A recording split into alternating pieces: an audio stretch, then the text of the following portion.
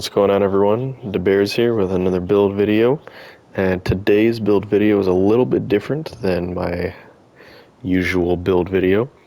I have sort of a combo build here that will work with two different subclasses, with Void and Arc, and you can interchange those depending on, I guess, whether you like one more than the other, or the activity calls for more Void than Arc aspects. But either way, the premise of the build remains the same for both. The only thing that changes is the subclass.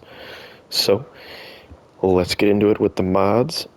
Now we got my usual 3 down at the class item.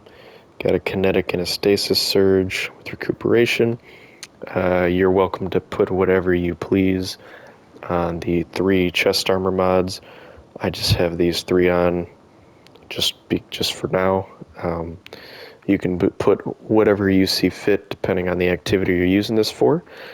I got a firepower and a heavy-handed and 2 kinetic siphons to make pretty much every way possible to make more orbs to get our super back faster, and a heavy ammo finder in the helmet as well. Now, the weapons for this one pretty much came down to what are my 3 favorite weapons in this game, and at this moment in time, the chill inhibitor that I got a while back with Cascade and Bait and Switch has really never left my heavy slot, so that is why that is there. I personally am a huge fan of glaives, and I really love this glaive from Salvation's Edge with close to melee and grave robber. That's a really nice combo with glaives, as you can just reload your entire magazine with a melee attack from the glaive itself. And Touch of Malice is just my absolute favorite exotic, so I figured why not make a build featuring that weapon. And for the helmet exotic, we got the Stag, which I will blow up right here. Your Rift provides damage reduction to allied guardians standing in it, and yourself, of course. And it grants Rift energy when you're critically wounded, and on your death, creates a healing rift on your corpse. Now, primarily, I have this equipped because the damage resist that you get is just absolutely insane. It gives you, as you can see, ×2 resist, which you can tank a whole lot of stuff with that ×2 resist in pretty much any content.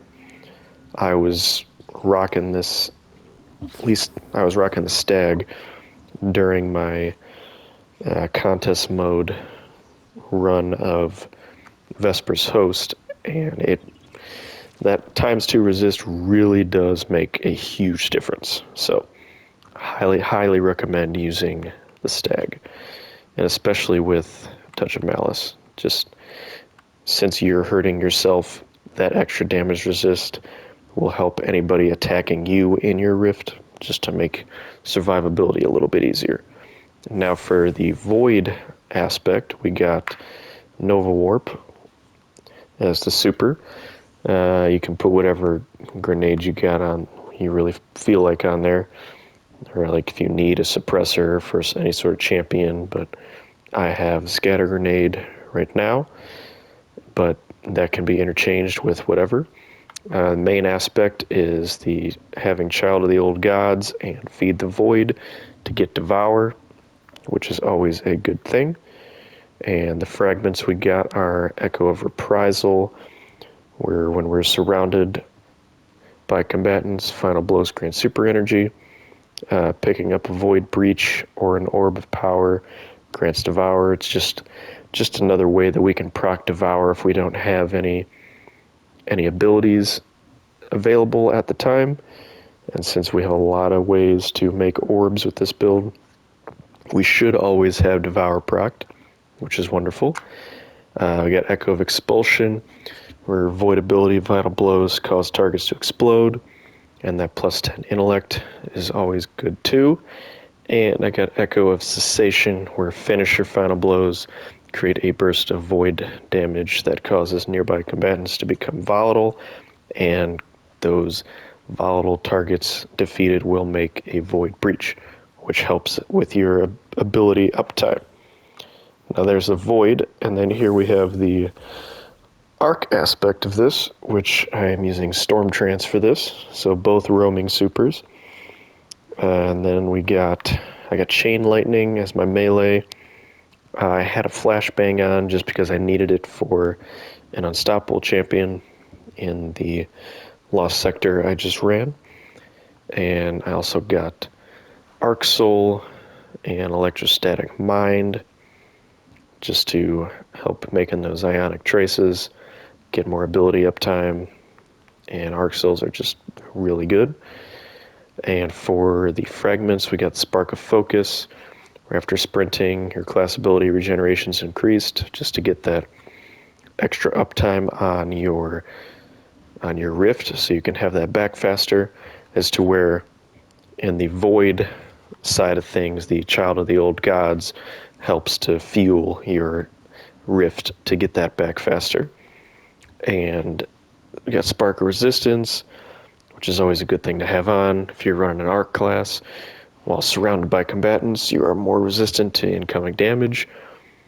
And we got the Spark of Shock, to where your arc grenades jolt targets. And the Spark of Frequency, where melee hits increase your equipped weapons reload speed and stability. And yes, that works with glaives. As we can see, let me just run up to a guy real quick. For some reason, there is nobody around. Alright, and as we can see in the corner, the Spark of Frequency pops up. Get that way faster reload speed. As you can see, normally it is pretty dang slow. But either way, that is both builds, and I will have time-stamped 2 Lost Sectors, one that I completed with the Void side, and one that I completed with the Arc side. And now the Void one, I switched out this glaive for a Nullify just because I didn't have a way to stun an Unstoppable champion. I was really hoping it was going to be an Overload champion that day, but it was not. So that is why I have the Nullify switched out in the Void run. But either way, that's the build. Hope you guys enjoy, and I hope to catch you guys in the next one. Peace.